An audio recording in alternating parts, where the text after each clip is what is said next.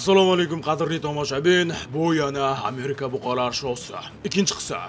Xo'sh, eslatib o'tadigan bo'lsam, jonidan to'ygan kovboylarimiz buqalarda ustida 8 soniya turishi kerak. Lekin bu bratimizda omadi kelmadi va 5 soniya yu 90 sekundgina tura oldi, xolos. Bizga повторni ko'rsatishadi. Xo'sh, ajoyib tarzda buqaning ustida mohirona jang qilmoqda. Buqaning burni xuddi buloqdek oqmoqda. Menimcha uning qo'li qisilib qolgan. Xo'sh, yerga yiqildi. Yo'q, oyog'i qisilgan. O'ng oyog'i va yerga yiqildi. What the hell, bro? Uning kallasining anjiri chiqqani ko'rinib turibdi. Ha, qovurg'aga ham yaxshigina zarba berilgan. Ajoyib. Bizning ishtirokchi Taylor Allen va buqamiz hurt so good. Xo'sh, buni qarang. Chilpirak zarbasi, buqa katasining 4-uslubi ajoyib tarzda amalga oshirilgan nokaut va tirsak sinishining oqibati natijasida bizning qahramonimiz yerga chilparchin holda tushmoqda. Ha, u Bernold uchburchagi kabi yotmoqda yerda. Ajoyib tarzda. Buni qarang. Oh, shit. Uning chap qo'li yo qayrildi yo sindi. Bizga keng ishtirokchi Dalton Castle va buqaning sakrashiga ahamiyat bering. Oyoqlari xuddi raqslayotgan g'ozning oyog'i kabi. Bizning ishtirokchimiz esa g'ozdan qochayotgan baliq kabi. Ajoyib, uning qo'li qisilib qolgan. Buqa katasi 3-uslub, oyoq zarbasi. Ajoyib, gorizontal holatda uni buqa panjaralariga mixlab qo'ymoqda. Buni qarang. Tuyoq zarbasi ishtirokchimizning naq orqasiga tekkan. Yo'q, oyog'iga.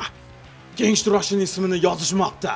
Xo'sh, uning o'ng qo'li qisilib qoldi va buqa bilan maydon bo'ylab birga yugurmoqda va birga og'namoqda. Ajoyib. Oy, uning asablari tarang ko'rinadi. Xo'sh, Jack Morin va The Punisher, ya'ni jazolovchi buqa, u xuddi semirib ketgan to'ng'izga o'xshaydi. Akrobat oshgan holda uning o'ng qo'li unga achinyapman. Uning shoxi kesib tashlangan. Agar kesilmaganda qayergadir kirib ketishi aniq edi. Bu buqaning vajohati o'ta ham dahshatli. Chilpirak uslubi ajoyib. Bizda ko'p holatlarda buqalar jangni o'z nazoratiga olmoqda. Xo'sh, bu ishtirokchimizda esa vaziyat yaxshi emasligi aniq. Menimcha uning qo'lidan arqon tushib ketdi va yerga ajoyib tarzda kalla otmoqda. Bizda keng ishtirokchi va Ferdinand Kubo, lekin raqibini 3 soniya 48 sekundgina o'z ustida minishiga ruxsat berdi. Ajoyib. Buni qarang.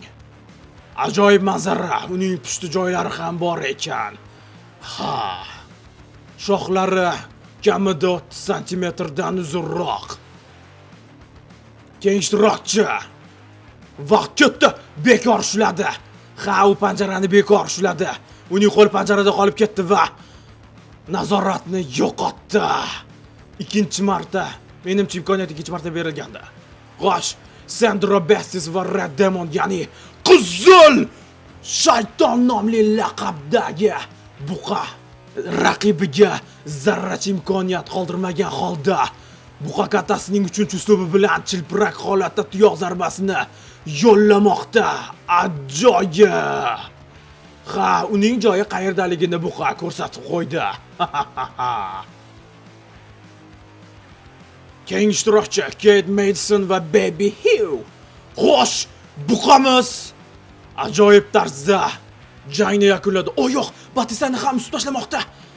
Buni qarang, bu buqa ancha agressiv. Batistaning ahvoli ancha achinarli.